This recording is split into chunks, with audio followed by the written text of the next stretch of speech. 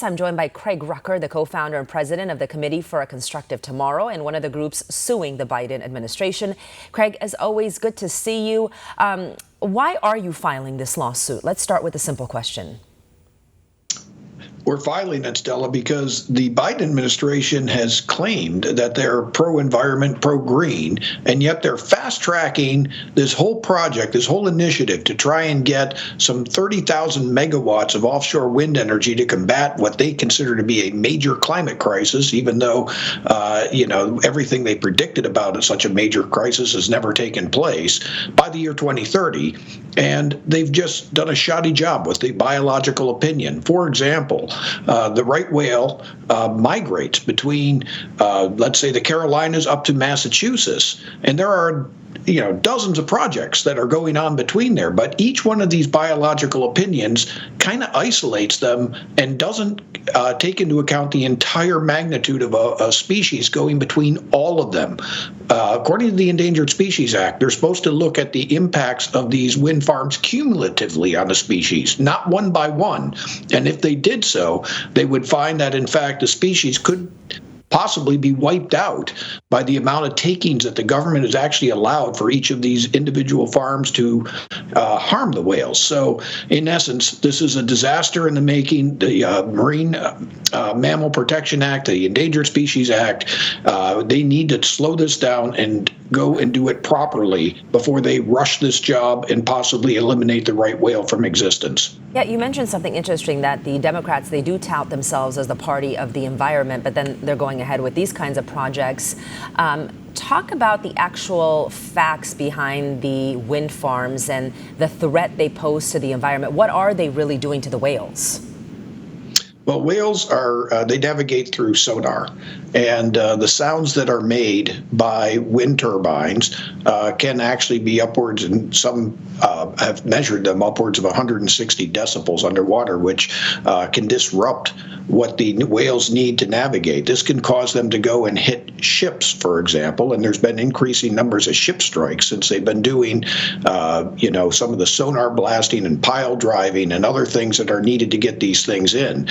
Even the government claims there's an unusual mortality event for whales that kind of corresponds to when they started doing all these sighting for these offshore wind farms and the initial putting them in back in 2016.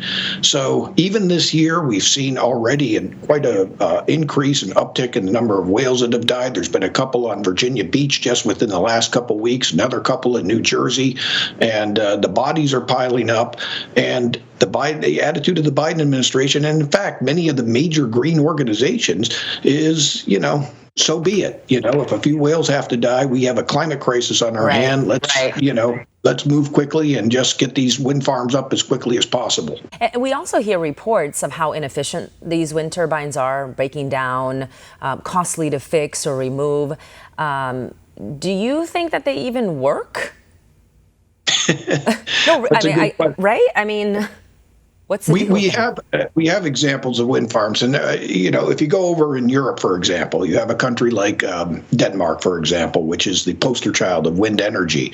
You find that the cost per kilowatt hour that they pay for wind energy is somewhere approaching 35-40 cents a kilowatt hour. Now, you compare that to the average cost in America of about 10-12 cents a kilowatt hour, you can see that wind energy can drive up electricity costs 2-3-fold. In addition to that, it's not reliable. Only about 35, maybe 40% of the time are these things actually getting what they claim they will service.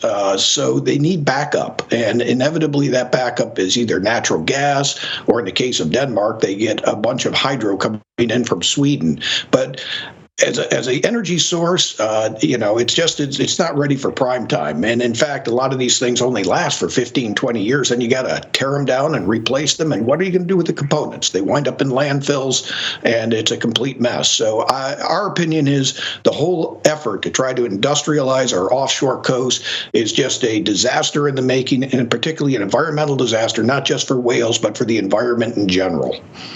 How is the government, I guess my question for you is, do you think that the government is hiding the negative consequences from the public? And if so, how?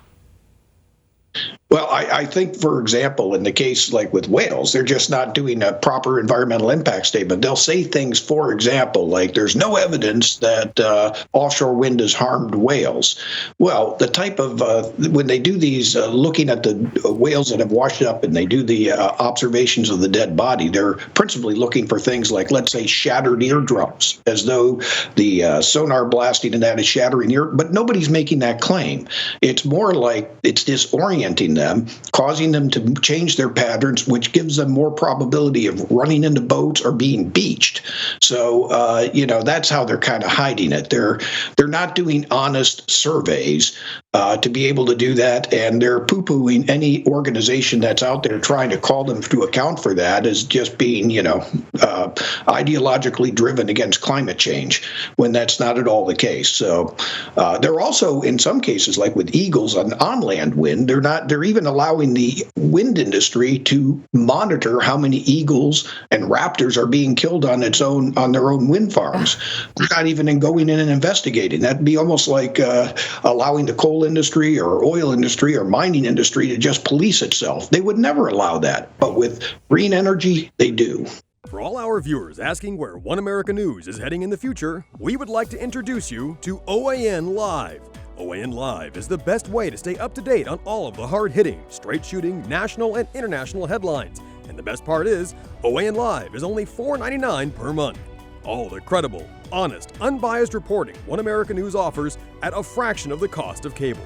Just go to OANN.com to easily sign up for OAN Live and stay informed.